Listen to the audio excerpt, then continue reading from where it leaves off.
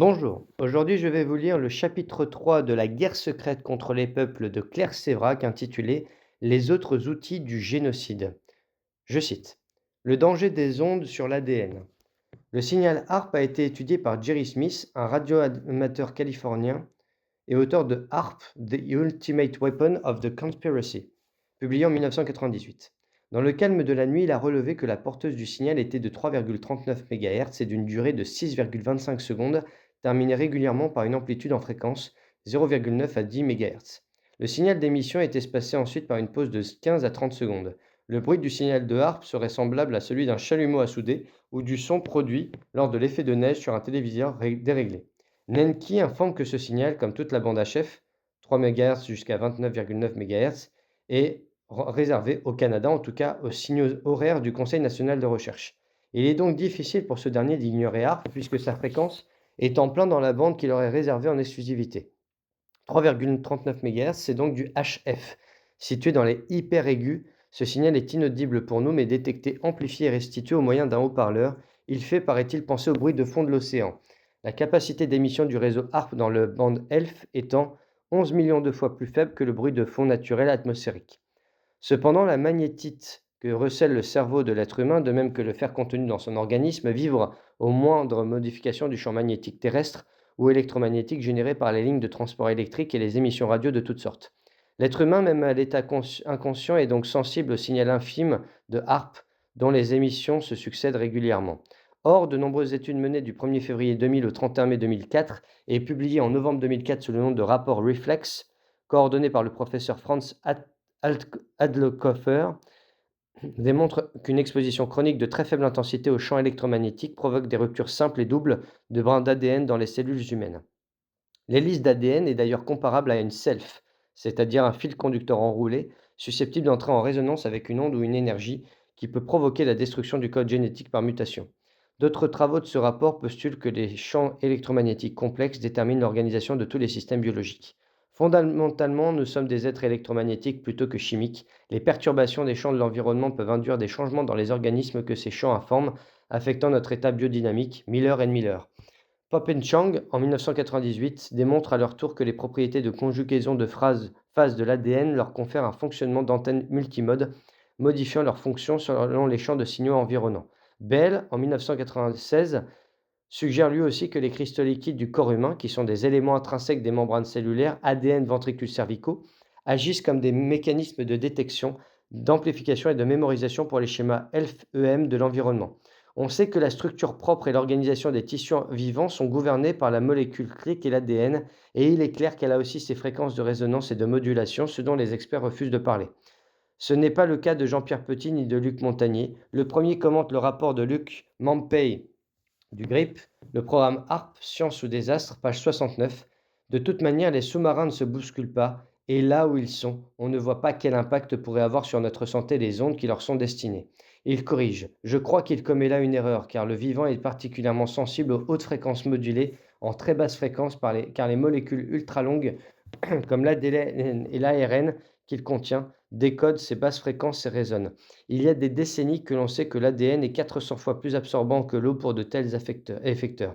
Ainsi, les ondes utilisées pour communiquer si innocemment avec les sous-marins en plongée pourraient avoir un impact absolument imprévisible et incontrôlable sur tous les êtres vivants, qu'ils vivent dans la mer en surface ou en dessus ou au-dessus ou n'importe où.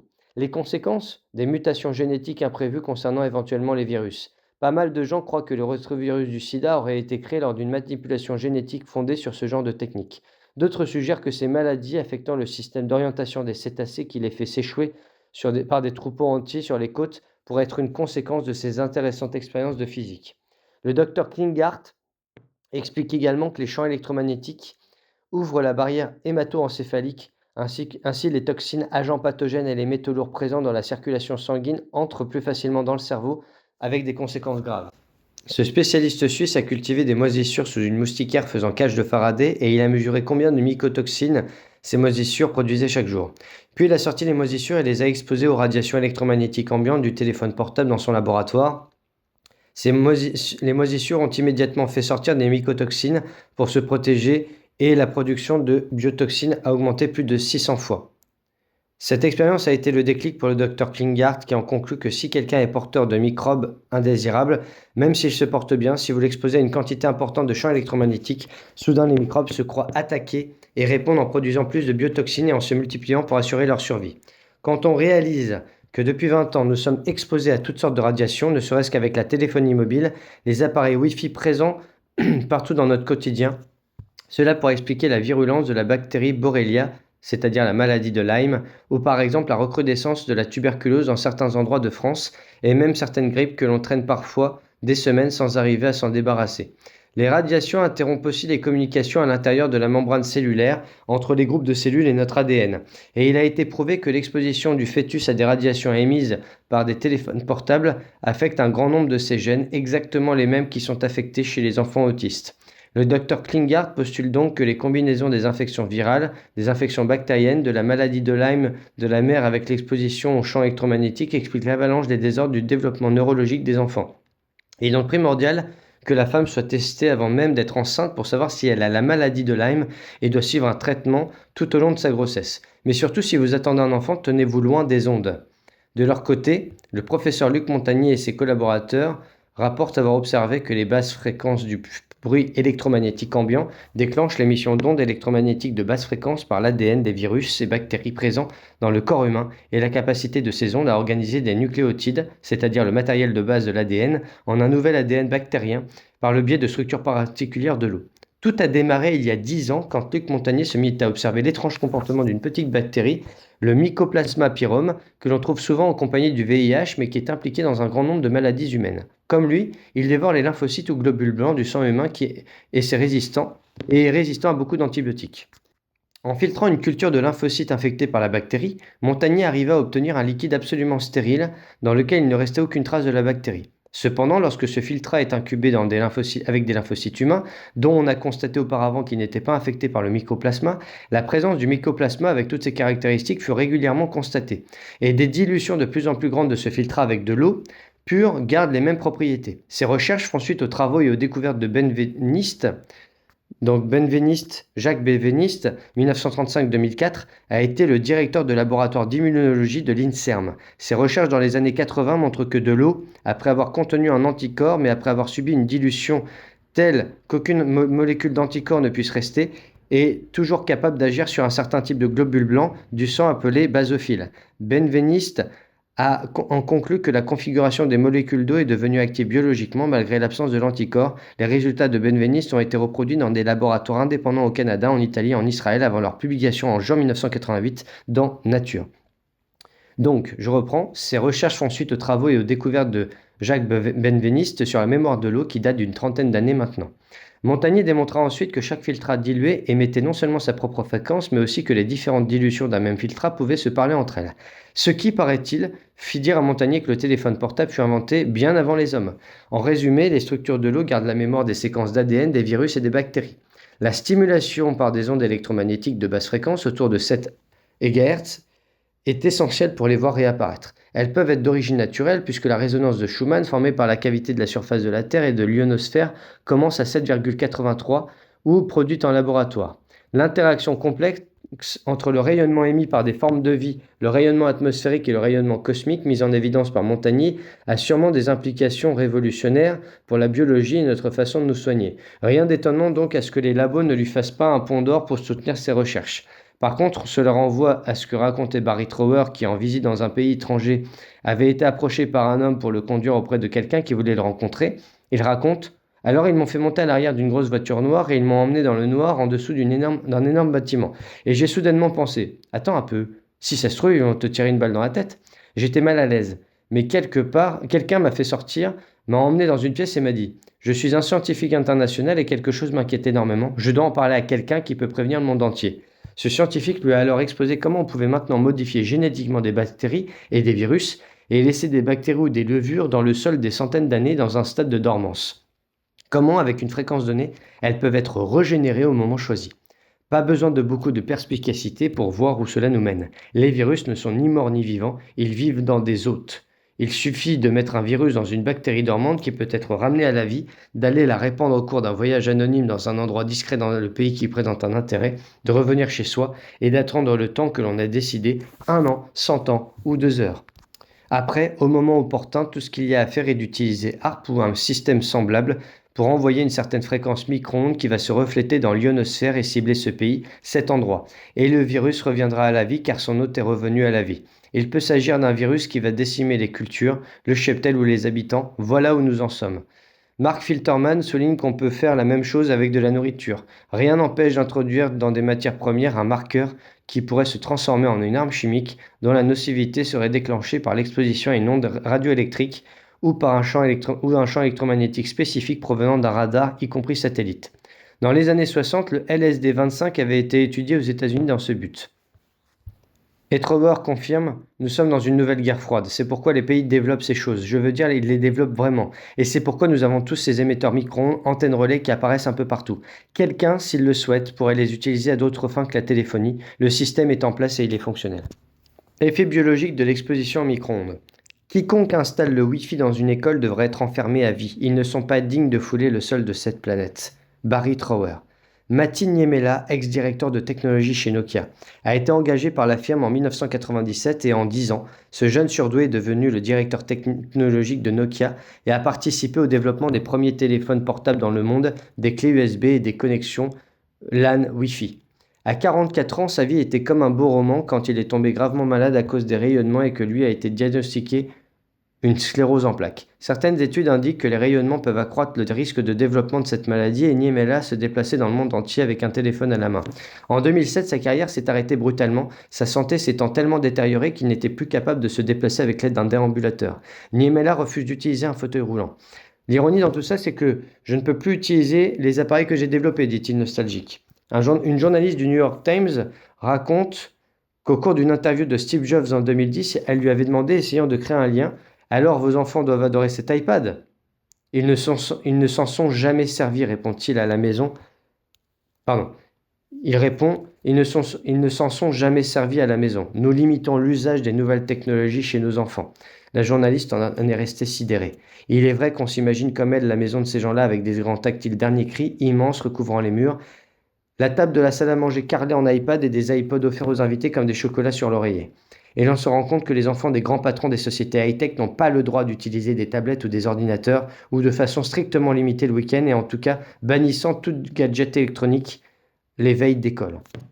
Ainsi, Chris Anderson, ancien rédacteur en chef du magazine spécialisé Wired, et actuel directeur exécutif d'une firme fabriquant des drones, limite le temps d'utilisation et pratique le contrôle parental pour tous les appareils électroniques de sa maison, à tel point que ses enfants les accusent, lui et sa femme, d'être des fascistes, bien trop inquiets au sujet de la technologie alors qu'aucun de leurs copains n'ont les mêmes règles chez eux. C'est parce que nous connaissons personnellement les dangers de la technologie, explique Chris Anderson au New York Times. Je les ai vus sur moi, je ne veux pas que cela arrive à mes enfants. Alex Constantinople, le chef exécutif chez Outcast, une agence de marketing spécialisée dans les nouvelles technologies, confie que son plus jeune fils de 5 ans n'est pas autorisé à se servir d'appareils électroniques pendant la semaine et ses deux fils de 10 et 13 ans n'ont droit qu'à 30 minutes par jour. Quant à Evan Williams, l'un des fondateurs de Twitter, blogueur et médium, à la place des iPads, ces deux jeunes garçons ont des centaines de livres qu'ils peuvent lire quand ils veulent. Certains de ses parents autorisent toutefois leurs adolescents à utiliser ordinateurs et tablettes pour des activités créatives comme la programmation informatique ou le montage vidéo, rapporte le quotidien américain. Mais plusieurs dirigeants de Google, Yahoo, Apple ou encore eBay sont encore plus stricts et non contents d'interdire les écrans à la maison, placent leurs enfants dans des écoles anti-technologie dotées de tableaux noirs, de craies et de livres. En novembre 2011, le New York Times évoquait aussi le cas de l'établissement Waldorf en Californie où les élèves n'apprennent à maîtriser Google qu'à partir de la 4e. Pendant que la plupart des parents laissent leurs enfants baigner dans des tablettes, smartphones et ordinateurs connectés en Wi-Fi jour et nuit, est-ce que ces dirigeants high-tech seraient quelque chose que nous ne savons pas? Pourquoi ne nous le dit-on pas? Parce que dès lors que l'on se contente plus de leurs paroles d'évangile, allez-y, consommez, tout va bien. Dès que l'on pousse un peu plus les recherches, ce que l'on apprend est tout à fait terrible. Un enfant normal qui utilise pendant seulement 2 minutes un téléphone portable voit ses ondes cérébrales modifiées pendant 2 heures, assure le spécialiste Barry Trower. Ça a été démontré, ça a été publié, mais vraiment très discrètement. Durant ces 2 heures, le cerveau de l'enfant ne fonctionne pas normalement, ce qui peut se traduire par différents effets. Si c'est avant ou pendant l'école, on observe un manque de concentration, une hyperactivité, un mauvais comportement qui s'estompera progressivement en 2 heures.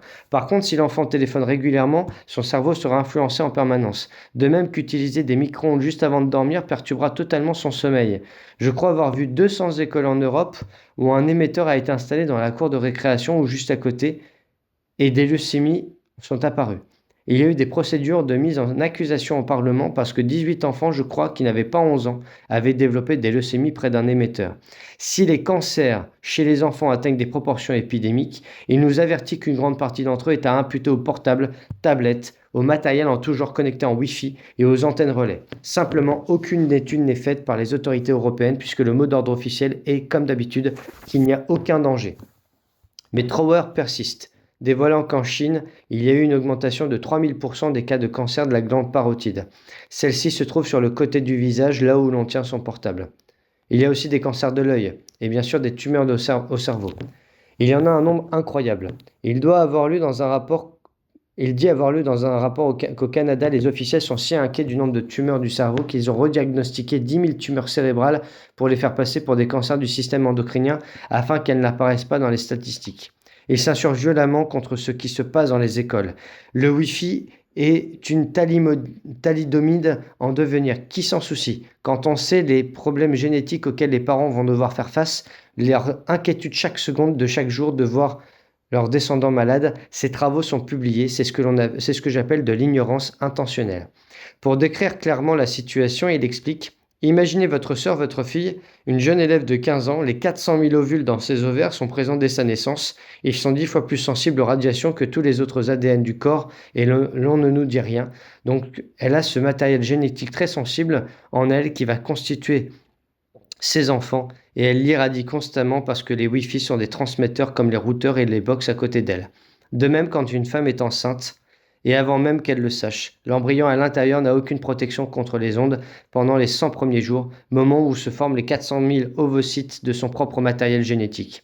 Ils sont soumis à un risque maximal, c'est-à-dire que le Wi-Fi endommage l'ADN des ovocytes de toute la descendance des femmes. Le plus grand risque est pour nos petits-enfants.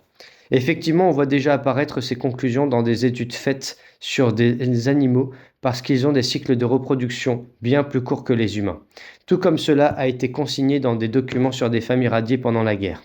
Et ce que l'on risque avec le Wi-Fi dans les écoles, si vous l'avez déjà supprimé chez vous, c'est ni plus ni moins que la génération future de toutes les petites filles soit génétiquement endommagée. Mais le pire, c'est que cet ADN particulier, cet ADN des mitochondries à l'intérieur de vous, vous pouvez suivre sa trace inchangé dans votre mère, votre grand-mère, sa grand-mère. En remontant jusqu'au tout début, vous pouvez retrouver la marque de vos ancêtres et cela a été changé chez votre enfant. Ce qui veut dire que si vous l'endommagez, toute sa lignée future le sera aussi. Vous condamnez la future génération de chaque enfant jusqu'à ce qu'il n'y ait plus de lignée féminine dans votre famille. Ce qui est franchement dégoûtant, c'est que non seulement tout ceci était connu et documenté bien avant que nos enfants soient exposés au Wi-Fi, mais ces dangereux effets biologiques ont été délibérément cachés au public, comme ils le sont encore, pour protéger les profits de l'industrie, confirmés pourtant par plus de 2000 références dans le document de l'Institut de recherche médicale navale intitulé Bibliography of Reported Biological Phenomena and Clinical Manifestation Attributed to Microwave and Radiofrequency Radiation. Bibliographie des phénomènes, effets biologiques signalés des manifestations attribuées aux micro-ondes et au rayonnement à radiofréquence, publié dès 1971. Trower indique: je travaillais à l'époque et un document top secret émanant des États-Unis conseillait à tous les gouvernements occidentaux de régler une norme de temps d'exposition qui serait profitable aux industries concernées et qui les protégerait des procès. La norme de temps d'exposition choisie était si élevée qu'il était impossible d'intenter un procès aux sociétés en utilisant ce document. Ce mémo est toujours d'actualité et sert de référence. En 1973, l'accord numéro 05-609-04 du colloque international de l'OMS, des effets biologiques et des dangers pour la santé des radiations micro-ondes, a lui aussi mis l'accent dans ses 350 pages sur les effets biologiques et la surmortalité due aux radiofréquences micro-ondes. Il expose dans la section 28 les problèmes liés à la reproduction décrits plus haut. Mais ce document a été classé top secret et son contenu retenu par l'OMS et l'ICNIRP. Eldon Bird, un scientifique du Centre naval des armes de surface de l'US Navy, lors d'une de ses conférences de 1986 sur les effets des micro-ondes, affirme, je cite, « Nous pouvons altérer la conduite des cellules, les tissus, multiplier par 6 la mortalité du fœtus et des malformations congénitales. » Même l'industrie des télécommunications mobiles a effectué une étude scientifique sur son propre produit qui dit clairement dans la section 7 on peut en conclure que les champs électromagnétiques, avec les fréquences des télécommunications mobiles, jouent un rôle dans le développement du cancer, endommagent directement l'ADN autant qu'elles influencent la synthèse de l'ADN et son mécanisme de réparation. On sait que la reproduction des chaînes d'ADN s'effectue par division cellulaire. Si l'on émet à ce moment précis un élément perturbateur comme un champ électromagnétique, on obtient des anomalies génétiques, comme des tumeurs cancéreuses. Mirko Beljanski avait justement mis en évidence un changement de conformation de l'ADN, la déstabilisation progressive et cumulative de l'ADN cellulaire sous l'effet des cancérogènes et polluants, déstabilisation qui conduit à la première étape de la cancérisation de la cellule. À la suite de ces découvertes, il mit au point un précieux traitement anti-cancer. Sa femme et sa collaboratrice, Monique Beljanski, le confirment. Comme la pollution et bien d'autres agents chimiques, les radiations altèrent la structure même du génome, provoquant des cassures et des changements de conformation, modifiant ainsi les réseaux que forment les gènes pour délivrer les informations nécessaires. Le danger principal réside en une accumulation de l'ensemble des facteurs classogènes ou déstabilisants, qui tous ensemble convergent peu à peu à créer des lésions irréversibles. La protection et plus particulièrement la radioprotection sont les oubliés de la science. D'autres études sur les effets des radiations électromagnétiques sur l'organisme démontrent, outre l'endommagement du patrimoine héréditaire et une augmentation du risque de cancer, des influences sur le système nerveux central d'autant plus graves que chez les jeunes gens que la barrière hémato-encéphalique qui protège le cerveau contre les toxines met 18 mois à se former. Un dysfonctionnement du système hormonal de l'individu, une tendance à la stérilité, aux malformations dans le développement lors de la grossesse ainsi qu'un affaiblissement du système immunitaire de la personne. La moelle osseuse et la densité osseuse sont connues pour être affectées par les micro-ondes de basse fréquence, tout comme les globules blancs du système immunitaire produits par la moelle osseuse. D'autres problèmes de santé apparaissent fréquemment suite à une exposition prolongée trop importante aux ondes à haute fréquence comme les troubles nerveux, migraines, troubles du sommeil, fatigue, difficultés de concentration, épuisement, dépression, irritabilité, troubles du comportement chez les enfants, bruit persistant dans les oreilles, vertiges, problèmes de vue, altération de la formule sanguine, surtout chez les enfants, cancer, tumeur au cerveau. Faites l'expérience, supprimez tout Wi-Fi chez vous, vous vous sentirez immédiatement beaucoup moins fatigué. Loin de la propagande des industriels, tout va bien, je vais bien, t'as assez de points pour changer d'iPhone. La réalité est beaucoup moins fun. L'Institut national du travail suédois a étudié l'utilisation des GSM chez 2200 abonnés et a découvert que 905 des participants étaient atteints d'une tumeur maligne du cerveau suite à une utilisation intensive du portable. Le docteur Gjell Mild, biophysicien, directeur de l'étude, confirme ainsi les résultats d'une autre de ses études datant de 2003 et met en évidence que les utilisateurs intensifs du GSM ont 240% de risque en plus d'être atteints d'une tumeur maligne. Cette étude est importante en raison du nombre de participants. Et elle met aussi en évidence que les personnes qui utilisent un GSM pendant plus d'une heure par jour ont 30% de risque de développer une tumeur, neurinome de l'acoustique ou tumeur de l'angle ponto-cérébelleux, du côté de l'oreille où elles écoutent leur portable. Cette tumeur est décrite par la Société française de neurochirurgie comme bénigne et rare et dont l'évolution lente est potentiellement mortelle. Elle peut provoquer des troubles graves de l'équilibre, une baisse de l'audition et des paralysies faciales. Le problème est que ce type de tumeur est de plus en plus répandu depuis l'arrivée de la téléphonie mobile. Beaucoup d'attachés de presse et de stars du showbiz, parmi les premiers à avoir et à abuser des portables, ont été les premières victimes. Et des interventions chirurgicales semblent aussi se multiplier. Le docteur Hawking, ex-directeur de la santé chez Telstra, premier opérateur australien, a affirmé devant la commission d'enquête du Sénat qu'il y avait des preuves claires d'altération du nerf autour de l'oreille chez les utilisateurs de portables. Depuis, ce chercheur a perdu son emploi chez Telstra. Son département a été purement et simplement supprimé. Hawking est devenu un expert indépendant. Il y a quelque temps, il a donné son analyse devant une commission du Sénat australien sur les cas de leucémie chez les enfants vivant dans un périmètre de 4 km autour des 3 hautes tours de télévision de Sydney. Le taux de mortalité de ces enfants, 10 ans après le diagnostic, est 2 fois plus important que la moyenne nationale. L'ennui avec le GSM, c'est aussi que même les personnes qui n'utilisent pas de portable en sont les victimes à cause de la couverture permanente et géographiquement presque totale imposée par la multiplication des antennes relais sur les toits, les clochers, les châteaux d'eau. Plus récemment, une étude baptisée Serena, publiée en 2013 par les chercheurs de l'Université de Bordeaux, dont le docteur Gaël Coureau, dans une revue de référence, Occupational et Environmental Medicine confirme que l'utilisation intensive d'un téléphone portable est plus souvent retrouvée parmi des malades ayant eu un cancer du cerveau, type gliome, particulièrement agressif ou de façon statistiquement moins nette, un méningiome. Les chercheurs de l'ISPED ont aussi observé une augmentation des risques de tumeurs cérébrales au-delà de 15 heures d'appel par mois, à peine une demi-heure par jour, par rapport à des utilisateurs occasionnels. Après avoir fait toute une démonstration sur l'état d'un œuf mis dans un four au micro-ondes, Mark Filterman la compare avec la tête humaine exposée à un téléphone portable, même si celle-ci ne va pas exploser d'une façon si spectaculaire. Les experts de l'AFSSE prétendent, c'est l'Agence française de sécurité sanitaire environnementale, prétendent que les micro-ondes d'un GSM n'ont aucun effet sur la tête, mais demandent-ils que font nos amis experts des effets thermiques et autres des micro-ondes sur les vaisseaux capillaires? On comprend mieux avec cet exemple l'origine des ruptures d'anévrisme, thrombose et autres problèmes au niveau du cervelet. La logique voudrait donc qu'un médecin interdise formellement à ses patients atteints d'anévrisme d'utiliser un téléphone portable dont le champ électromagnétique va modifier la pression artérielle. Mais visiblement, aucune consigne n'a été donnée dans ce sens par le ministère de la Santé et la FSSE, que les familles et des victimes pourraient d'ailleurs attaquer en justice. Malgré tout cela, malgré quelques 8000 articles démontrant ces phénomènes, soucieuse de protéger les intérêts de cette industrie, l'Agence américaine du renseignement de la défense a envoyé un document aux nations avancées statuant: si les nations les plus avancées de l'Ouest sont strictes dans l'application des normes d'exposition, il pourrait y avoir des effets défavorables sur la production industrielle.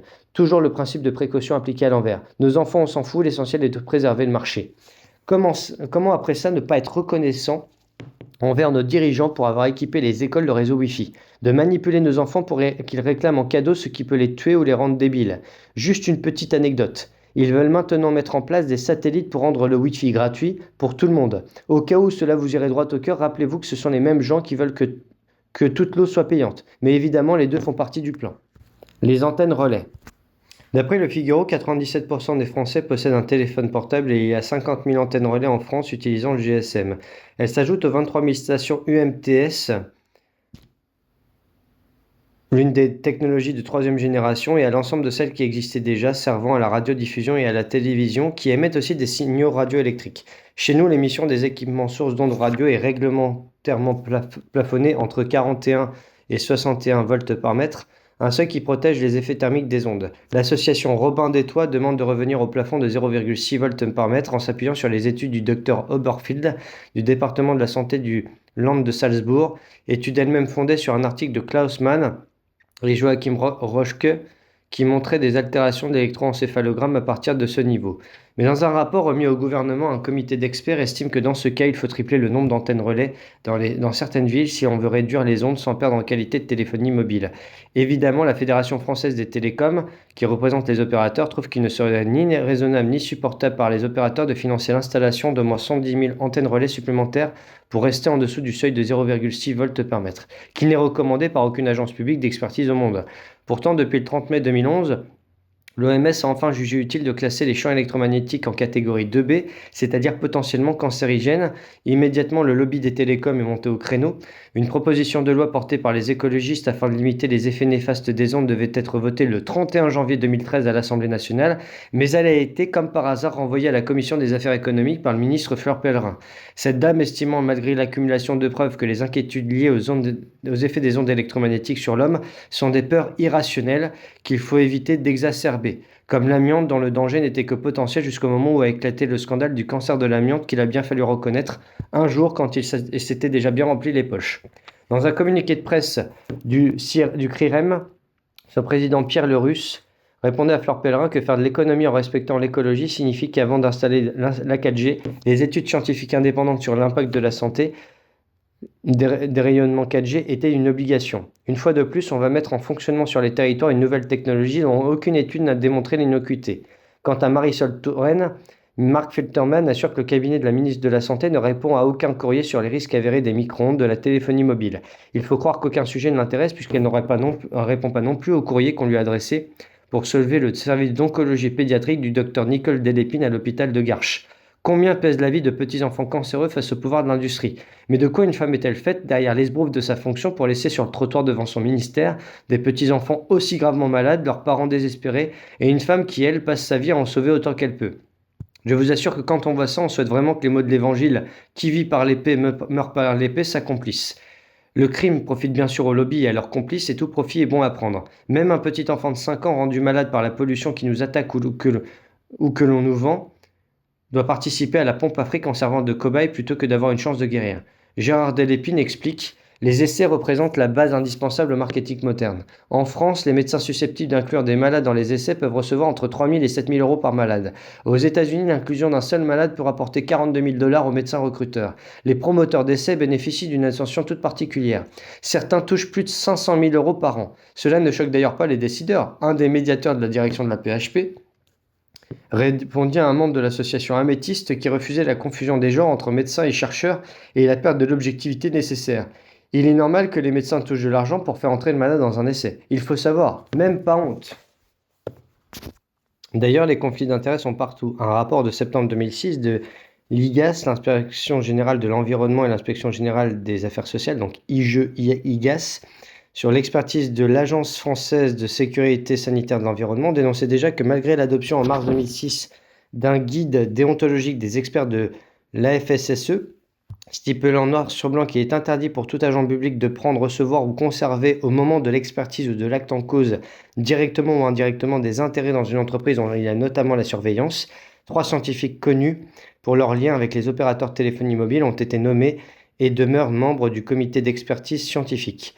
Dans une lettre à l'attention de M. Xavier Bertrand, ministre de la Santé, de Mme Nelly Olin, ministre de l'Écologie, Agir pour l'environnement et Priartem s'étonnait qu'ayant connaissance officiellement en octobre 2005 des conflits d'intérêts ayant cours parmi les experts consultés par la FSSE, la direction de l'agence n'ait pas agi avec la célérité qui s'imposait, que la direction de la FSSE ainsi que les ministères de tutelle semblent tétanisés à l'idée de mettre un terme au règne du juge et partie et sont donc comptables des dysfonctionnements de la FSSE. Il réclamait également le retrait des rapports d'expertise menés sur la téléphonie mobile, forcément décrédibilisés par cette situation, et le lancement immédiat d'une nouvelle expertise réellement pluraliste, transparente et contradictoire. Sœur Anne, ma sœur Anne, ne vois-tu rien venir? Je ne vois que le ciel qui flamboie et la route qui poudroie. Rien n'a changé. En 2009, le Canard enchaîné débusquait l'offensive pour sauver Bouygues, menée par l'Académie de médecine, le Premier ministre François Fillon et même l'Élysée. Le 4 février, Bouygues Télécom était condamné par la Cour d'appel de Versailles à démonter une antenne dans le Rhône au nom du principe de précaution que Chirac a fait inscrire en 2005 dans la Constitution par crainte d'effets nocifs sur la santé des habitants. Quelques jours plus tard, c'est au tour de SFR, condamné à Carpentras, et puis le tribunal d'Angers qui interdit l'installation par Orange de 3 antennes sur le clocher d'une église à proximité d'une école. On comprend que Martin Bouygues ait réagi au quart de tour et activé ses relations pour protéger ses antennes. Un joli petit business de près de 5,2 milliards. Et coïncidence comme on les aime, c'est le moment qu'a choisi l'Académie de médecine pour affirmer solennellement que les antennes sont inoffensives et que la Cour d'appel de Versailles a commis une erreur scientifique en obligeant Bouygues à démonter l'une des siennes. François Fillon, alors Premier ministre, a abondé dans le même sens par la bouche de Roselyne Bachelot. Je cite: l'hypothèse d'un risque pour la santé des populations vivant à proximité des antennes relais de téléphonie mobile ne peut être retenue. Voilà, il n'y a plus de problème. L'auteur du communiqué est André Orengo, chef du service de médecine nucléaire à la Pitié-Salpêtrière, accessoirement membre du conseil d'administration d'EDF et surtout figure éminente du conseil scientifique de Bouygues Télécom. Dans ce conseil émérite siégeait aussi Bernard Verret, directeur de recherche au CNRS, qui avait signé en 2005 le rapport de l'Agence française de sécurité sanitaire de l'environnement sur l'innocuité du téléphone mobile remise en cause par l'IGAS, comme on l'a vu plus haut, étant donné les liens entre ces auteurs et les industriels de la téléphonie mobile. Aucun rapport, bien sûr, avec le fait que son laboratoire du CNRS de Bordeaux fonctionne en partie grâce au financement des opérateurs, comme tous les spécialistes le savent. Quant au professeur Orengo, il semble que de nos jours encore, dès qu'une industrie est polluante, il arrive à chaque fois pour dire qu'il n'y a aucun risque. Les OGM, c'est génial, les pesticides, un réel progrès pour l'humanité, le désamour pour le vaccin contre l'hépatite B va provoquer une catastrophe sanitaire nationale. Il ose même s'exprimer sur TV AEGE sur la légitimité de la parole scientifique dans la guerre de l'information. Mais charité bien ordonnée commence par soi-même, non? En quoi ce monsieur est-il plus légitime que vous ou moi sur ce sujet? Surtout quand c'est pour affirmer dans un article des Allo Docteur sur France 5, le 29 mai 2014, au sujet des maladies hypersensibles aux ondes électromagnétiques, je cite: il s'agit d'abord d'une maladie de nature psychosomatique dans laquelle on a des troubles qui sont plus psychologiques que réellement physiques. Deuxièmement, je pense que ce trouble est aggravé par un certain nombre d'allégations par lesquelles on les renforce dans la croyance que les ondes ont directement à l'origine de leur pathologie. Il faut se rappeler qu'il avait minimisé en 2006 l'impact de l'accident de Tchernobyl, nous fait remarquer Robin des Toits. Pendant ce temps, on compte près de 4 millions de personnes qui seraient sensibles aux ondes en France, soit près d'une personne sur 15. J'en connais, vous aussi sans doute, mais pour l'Académie de médecine, comme les victimes des morts gélantes, des effets secondaires des vaccins, comme à chaque fois qu'une maladie met en cause l'industrie, ces gens sont juste bons pour l'asile. J'ai quand même beaucoup de mal à croire qu'ils préfèrent du jour au lendemain tout quitter pour aller se terrer dans des grottes glaciales et sans aucun confort, si ce n'est parce que physiquement, la vie à la surface leur est devenue intolérable en raison de leur électro-hypersensibilité. Pour le professeur Dominique Bellepomme, président de l'ARTAC, un groupe de recherche français parmi les plus pointus sur la question des hypersensibilités électromagnétiques, en Europe, ce syndrome d'intolérance aux champs électromagnétiques est un problème majeur de santé publique. Fatigue, insomnie, dépression, vertige, maux de tête, troubles de la mémoire et de la concentration, irritabilité, picotement, brûlures, douleurs musculaires et articulaires, risque de sclérose en plaques ou bien de maladie d'Alzheimer chez des sujets jeunes seraient liés à l'influence de ces champs. Robin des Toits rappelle que la perméabilisation de la BHE, barrière hémato-encéphalique, est associée aux maladies neurodégénératives du système nerveux central. C'est ce que prétendent aussi depuis 1965 les docteurs Jean-Pierre Machy et Martin Pal, ainsi que le célèbre chercheur Luc Montagnier, prix Nobel de médecine 2008. Pour au moins limiter la casse, la scientifique préconise pas de téléphone portable pour les moins de 12 ans, pas non plus pour les femmes enceintes, pas d'antenne relais près des écoles, des crèches, des maternités et des hôpitaux, et surtout que toute fréquence confondue, on ne dépasse pas 1 volt par mètre dans les lieux publics. S'il n'existe pas aujourd'hui en France de preuves scientifiques démontrant que l'usage des téléphones mobiles présente un risque pour la santé, c'est qu'aucune enquête épidémiologique publique n'a été faite sur le terrain, aucune contre-expertise. Il n'y a, paraît-il, pas de budget pour ça. On reconnaît la méthode de Big Pharma, les seules données, les seules études disponibles sont celles fournies par l'industrie et tous ces experts dans les instances censées nous protéger, qui sont grassement payés pour faire appliquer les décisions de l'industrie. Aucune statistique sur les personnes électrosensibles et ni sur la sécurité sociale, ni sur le ministère de la Santé ne s'étonne de l'augmentation anormale du nombre de décès suite à une tumeur du cerveau. Pour la fausse pandémie de grippe en 2009 qui a fait moins de morts que la grippe saisonnière, l'OMS a terrorisé le monde entier, mais là, les quelques milliers de morts depuis l'arrivée du GSM ne sont pas sujets. Il n'y a aucune enquête, aucune comptabilité, pas la plus petite consigne de précaution ni la moindre mesure de prévention. Tout cela n'existe tout simplement pas. Il ne faut pas oublier que les ondes, c'est comme la radioactivité. Ce n'est pas parce qu'on ne sent rien que l'on n'est pas impacté. Les ondes émises par les appareils sans fil sont invasives et nocives pour tous, plus ou moins partout, mais si les politiques nous bassinent avec le tabagisme passif, pas un mot sur le gigantesque barbecue dans lequel ils nous laissent tous griller à petit feu. Encore une autre violation flagrante du code de Nuremberg, qui pose comme essentiel le consentement volontaire. Cela veut dire que la personne concernée doit avoir la capacité légale de consentir, qu'elle doit être placée en situation d'exercer un libre pouvoir de choix, sans intervention de quelque élément de force, de fraude, de contrainte, de supercherie, de duperie ou d'autres formes sournoises de contrainte ou de coercition, et qu'elle doit avoir une connaissance et une compréhension suffisante de ce que cela implique, de façon à lui permettre de prendre une décision éclairée. Mais on n'est plus à une violation près. Ce n'est jamais qu'un autre moyen de détruire à petit feu la santé des populations. De plus en plus de gens s'opposent à l'implantation des antennes relais destinées aux téléphones mobiles dans leur voisinage, quand ils le savent. J'ai appris personnellement au cours d'un dîner chez des amis qu'une antenne relais était cachée dans le clocher de l'église de mon village par la personne qui l'avait installée. Pur hasard! Mais on peut maintenant trouver sur Internet la carte des emplacements des antennes relais sur le territoire. Il existe aussi un petit appareil, l'ESSI-24, permettant de mesurer la présence des ondes dans divers endroits de la maison. Pour se préserver, il faut avant tout vérifier les endroits où l'on reste le plus longtemps, comme le lit, votre bureau, le coin de TV. 30 à 40% de cette pollution est liée aux antennes relais, rappelle le journaliste Maxence Laillé, le reste provient de nos équipements. Revenir au téléphone fixe filaire, la borne du téléphone sans fil est déjà une très grosse source de rayonnement, et à une connexion Internet avec fil, couper l'option Wi-Fi sur le boîtier, utiliser une oreillette avec son portable et éviter de s'en servir en voiture, qui fait cache de Faraday. Jamais de portable ni de lampe de chevet avec une ampoule basse consommation à moins de 50 cm de votre tête. Les ampoules basse consommation émettent des champs électromagnétiques basse fréquence, 50 GHz, et des radiofréquences jusqu'à 10 MHz et au-delà, affirme le journaliste qui nous rappelle qu'il en est de même des écoutes bébés que l'on met dans leur chambre pour les entendre s'ils se réveillent.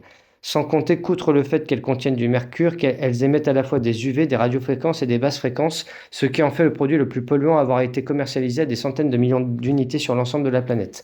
Le professeur Rémi Prudhomme, professeur émérite à l'université Paris-Est Créteil-Val-de-Marne, nous démontre aussi que l'imposition par la loi de lampes basse consommation augmente l'émission de CO2.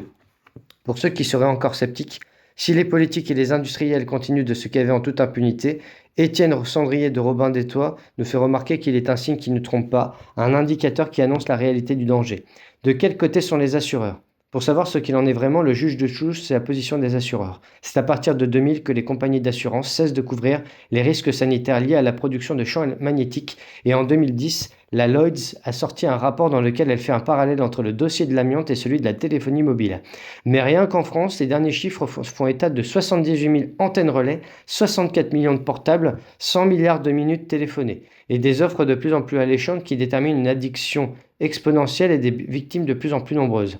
Il vous faudra combien de morts, combien de gens vont déprimer, combien vont être exclus de la société pour qu'on fasse les bons choix technologiques, s'inquiète la députée Michel Rivasi. Conflit d'intérêts. Le premier qui dit la vérité, il doit être exécuté. Guy Béard. C'est la règle. Les experts qui ont mis en évidence les risques de l'exposition aux ondes électromagnétiques perdent leur job et ne sont plus habilités à témoigner dans les instances. D'autres se plaignent d'être menacés par ces lobbies mafieux. Ainsi, Motorola a viré le docteur Carlo du Wireless Technology Research et a tout fait pour le discréditer. Lui, qui était pourtant l'un des défenseurs du lobby des télécoms avec une intégrité rare, a signalé dès la fin 1999 que les risques pour la santé étaient avérés et malgré les pressions, il ne changera rien au résultat de son étude, accusant l'industrie de manipuler l'info et les instances sanitaires. Depuis, alors qu'il avait été choisi par l'industrie parce qu'il était le meilleur et gérait un budget de 28,5 millions de dollars de recherche, il est devenu du jour au lendemain incompétent. De même, le professeur Bellepomme est soumis à un harcèlement permanent de la part de l'Association française pour l'information scientifique. Sur le site pseudoscience.org, ne montre en effet de pluralisme scientifique quel que soit le sujet qu'une ode aux positions de l'industrie et on y retrouve comme parrain le docteur Orengo. C'est bizarre, mais à chaque fois qu'un chercheur ose aller contre les intérêts des lobbies, on en accuse les mêmes infamies. L'Académie des sciences a vilipendé de la même façon le professeur Gilles-Éric Serralini après la publication de ses études sur les tumeurs immondes qui poussaient sur les souris nourries au maïs transgénique. Claude Allègre pour ses positions sur le réchauffement climatique, Luc Montagny a subi les foudres de l'Académie de médecine pour ses travaux liant les ondes, l'ADN, l'autisme et la mémoire de l'eau, tout comme Wakefield en Angleterre, qui a dénoncé l'autisme lié au vaccin. Et 6 mois seulement avant son interdiction en 1996, l'Académie de médecine adoptait à l'unanimité un rapport rassurant sur l'amiante, qui était pourtant dénoncé depuis 1906 par de courageux lanceurs d'alerte.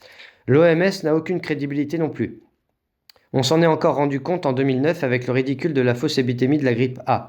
Elle roule pour les cartels et le gouvernement mondial. C'est même la raison pour laquelle elle a été créée. Mike Repaccioli, physicien et docteur en biologie, a été pendant des années le coordinateur du projet international pour l'étude des champs électromagnétiques ou projet CEM lancé par l'OMS en 1996, dont les résultats devaient servir à élaborer des recommandations mondiales de santé publique. Mais le projet CEM était corrompu dès le départ, estime Andrew Marino, professeur de biologie cellulaire au Centre des sciences de la santé de l'Université de Louisiane. Michael Repaccioli était connu depuis plus de 6 ans comme consultant rémunéré et porte-voix des compagnies responsables de la pollution électromagnétique. On savait qu'il recevait chaque année plus de 150 000 $ de la part du Mobile Manufacturers Forum, le lobby des fabricants de portables basé à Bruxelles, et 50 000 € par an depuis la fin des années 90 de la GSM Association, l'autre lobby de l'industrie qui regroupe près de 700 opérateurs dans 213 pays. Cette contribution aurait atteint 150 000 € en 2005 et 2006. En échange, il a fait, paraît-il, tout ce qu'on lui demandait. Cacher les études négatives, inviter l'industrie électrique à participer à la rédaction du texte qui serait la position de l'OMS sur les champs électromagnétiques pour les années à venir. Écarter des réunions d'experts ceux qui avaient une réputation d'intégrité un peu trop grande, affirmant qu'il n'est pas besoin de précautions particulières en matière d'utilisation des téléphones portables. Même pas de kit main libre pour les enfants, encourageant au contraire les parents à leur offrir un portable dès le plus jeune âge pour qu'ils ne soient pas dépassés par les nouvelles technologies. En même temps, il a porté la caution de l'OMS aux opérateurs mis en cause dans des procès, y compris pour l'implantation d'une antenne relais à la porte d'une crèche. Plusieurs experts et médecins, totalement écœurés par son attitude, ont écrit au procureur et au département américain de la justice pour qu'une action soit menée contre lui pour crime contre l'humanité. Tricher, gagner du temps comme toujours, qu'importe si les populations trinquent. Michel Rivasi, présidente du CRIREM et co-signatrice de la lettre ouverte à la direction générale de l'OMS, les avertit. Ayant effectué de nombreuses mesures dans des habitations exposées aux antennes relais, je suis convaincu et je suis loin d'être la seule que nous sommes à l'aube d'importants problèmes de santé publique. Tout comme Mark Filterman, qui ne fait pas dans la langue de bois, mon opinion sur la position de la FSSE, c'est que cette agence est nuisible à la sécurité sanitaire de la population et qu'elle sera à l'origine d'un génocide à long terme, pour cause d'explosion de cancer, leucémie et autres. Quant au rapport de l'ANSES, ils ne sont pas réputés fiables car l'agence n'est là que pour servir d'alibi au lobby des télécoms en discréditant les vrais spécialistes des micro-ondes. forcément depuis l'ANSES, puisque l'ANSES est sous le contrôle de l'État, lui-même actionnaire de France Télécom.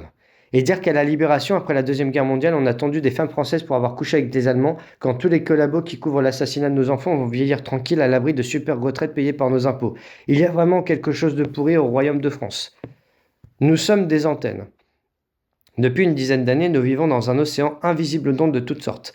Radio, radar, TV, antennes relais. Et nous, les humains, composés à 80% d'eau, sommes d'excellents récepteurs pour ces ondes pulsées.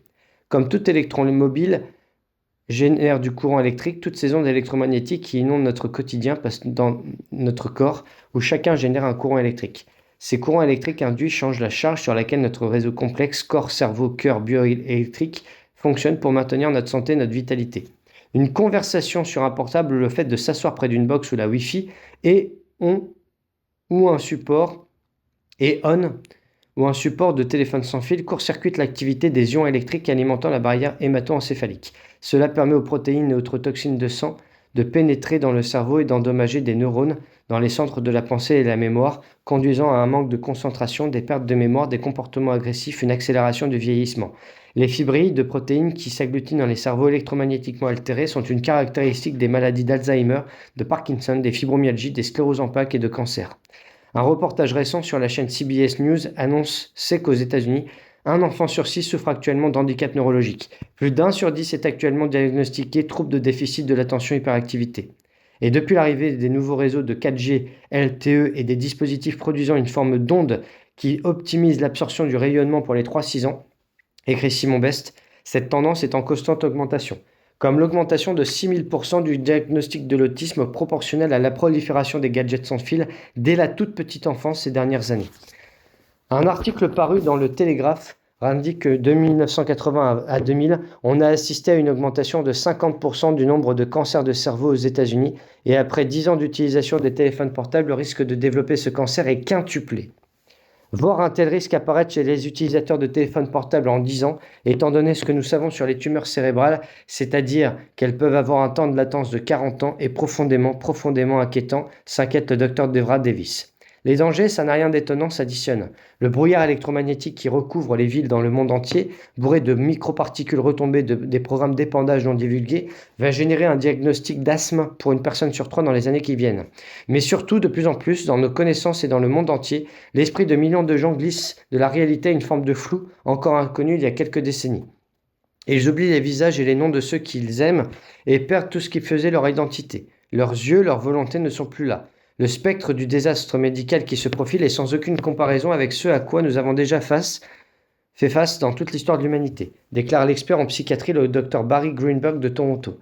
Aujourd'hui, environ 36 millions de personnes souffrent de démence apparentée à Alzheimer dans le monde. D'ici à 2050, on s'attend à ce que la population risquant de développer cette maladie atteigne 2 milliards de personnes, causant ce que les experts s'accordent à qualifier de crise sans précédent du système de santé, dont le coût financier est déjà estimé à $1 trillion par an jusqu'aux États-Unis. Juste aux États-Unis. Ce qui fait dire à la secrétaire d'État à la Santé, Kathleen Sebelius, que le système de santé fera faillite si l'on ne trouve pas le moyen de retarder ou de soigner cette maladie. Le problème, c'est qu'il n'y a aucun médicament efficace, ce qui n'a d'ailleurs pas empêché les laboratoires pharmaceutiques d'en faire ses choux gras. Alzheimer étant aussi pénible pour le patient que pour ses proches, la demande en termes de médicaments est énorme et les gens sont prêts à essayer n'importe quoi. C'est un marché annuel évalué à 14 milliards de dollars d'ici 2020. Depuis 1996, la société japonaise Eisai et la société Pfizer aux États-Unis ont engrangé plus de 2 milliards de dollars avec le médicament Aricept, bien que des études aient montré qu'il ralentissait à peine la maladie. Malgré cela, en 2012, la FDA a provoqué un scandale en approuvant un dosage plus élevé, appelé Aricept 23 mg, ainsi que Pfizer et Eisai puissent étendre leur copyright, malgré les preuves que cette nouvelle version n'était pas plus efficace que la première, et en plus était susceptible de causer des problèmes gastro-intestinaux chez les patients. Le Dr Greenberg a raison quand il dit « Le marché concurrentiel n'a pas été conçu pour surmonter des problèmes de cette ampleur. On sait bien depuis longtemps que les laboratoires ne créent plus des médicaments pour soigner des maladies, mais des maladies pour nous vendre leurs médicaments. » Le docteur Barry Trower raconte que son médecin avait eu à faire face à une mort subite d'un nourrisson 5 ans auparavant. L'enfant n'avait que quelques semaines et les parents, fous de douleur, avaient déménagé. Une autre famille avait emménagé dans leur appartement et 5 ans plus tard, un autre bébé, dont le berceau était placé au même endroit, est décédé environ au même âge dans les mêmes circonstances. Trauer explique que les émetteurs tels que les compteurs intelligents peuvent causer la mort subite du nourrisson par la chaleur. Les enfants ne transpirent pas, ils n'ont pas nos glandes sudoripares, or toutes les radiations, en entrant dans le corps, produisent de la chaleur. Il est possible qu'un enfant surchauffe avec la radiation. L'enfant tombe alors dans le coma au bout de quelques mois et meurt sans aucun symptôme parce que lorsque sa température monte trop, l'hypothalamus se ferme. Le phénomène est classé mort subite du nourrisson, mais c'est un effet des ondes. Il est reconnu dans des documents militaires et on sent la colère dans sa voix quand il dit « Pour moi, seulement quelqu'un qui essaie délibérément d'obtenir la destruction du pays insisterait pour mettre des smart meters sur les murs de chaque maison. » C'est effectivement le projet. Et il est mondial. 603 millions de compteurs intelligents seront installés dans le monde entier au cours des 5 prochaines années, c'est-à-dire 35 millions en France. Ce prétexte de rendre le calcul de la consommation électrique plus facile en le connectant directement à Internet. C'est l'Energy Box en Suède, Linky en France, dont l'installation a commencé dans la région de Tours, Lyon et Grenoble. Mais c'est surtout un système qui repose sur la technologie HARP et nous devrions tous refuser l'installation de ces nouveaux compteurs. Le compteur Linky est un mouchard pollueur, un compteur électrique communiquant en temps réel avec télérelève par ondes radio, qu'EDF ERDF a commencé à vous imposer depuis l'été 2011 sans vous demander votre avis, nous explique Mark Filterman, et qui permettra de nous surveiller à domicile. En effet, Linky ne fait pas que contrôler la consommation, il permet de savoir ce qui se passe dans les maisons. On peut déterminer par l'interception du signal radio s'il y a quelqu'un dans une habitation ou pas. Ce compteur permet de savoir quand vous êtes chez vous ou absent, de déterminer quel type d'appareil électrique vous utilisez et à quelle heure. Il saura toutes vos habitudes de vie, à quelle heure on se lève, à quelle heure on se couche, combien on fait de lessive par semaine, si on se lave le soir ou le matin, j'en passe et des meilleurs. En plus d'être une arnaque semblable à celle des lampes de basse consommation, c'est une source importante et constante de pollution électromagnétique sur laquelle nous n'avons aucune information fiable. Et apparemment, la même technologie est en train d'être appliquée aux compteurs d'eau. Mark Filterman nous conseille de les recouvrir d'une boîte en carton doublée de papier aluminium et préfère en plaisanter. À quand le compteur à gaz GSM qu'on rigole un peu? Mais il s'agit bien d'un autre instrument permettant de mettre la population mondiale sous contrôle. La résonance de Schumann. La Terre n'appartient pas à l'homme, c'est l'homme qui appartient à la Terre. Toutes choses sont liées. Tout ce qui arrive à la Terre arrive au fil de la Terre. Au fil de la Terre. Chef indien Suquamish.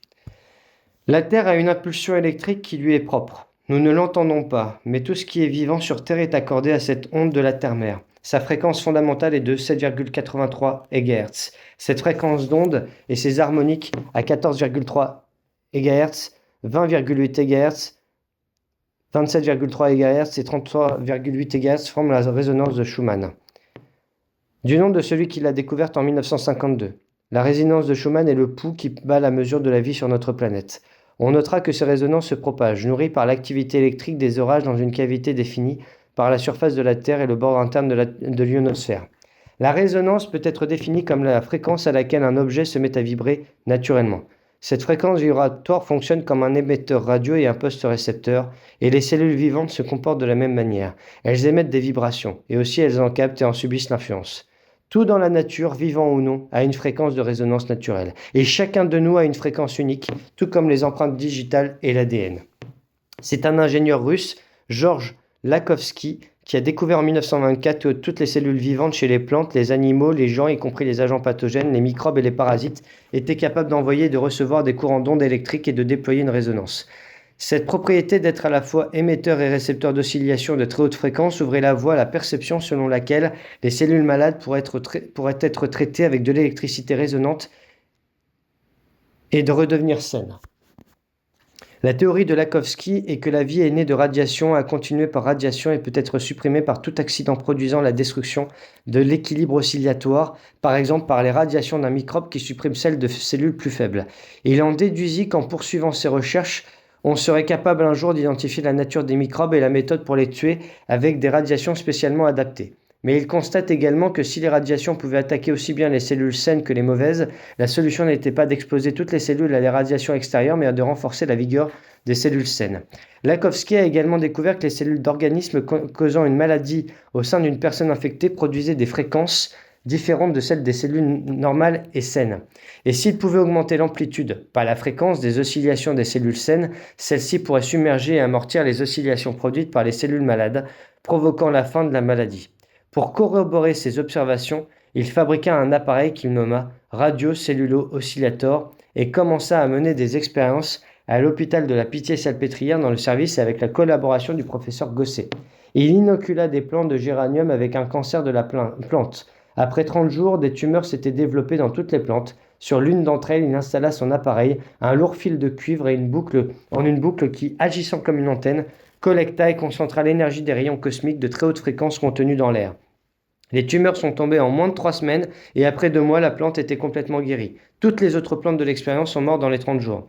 Les travaux de Lakowski ont été expérimentés sur les animaux cancéreux avec la même efficacité et repris depuis par le docteur Leonard Horowitz de l'université de Harvard, détenteur de 3 prix Nobel de médecine.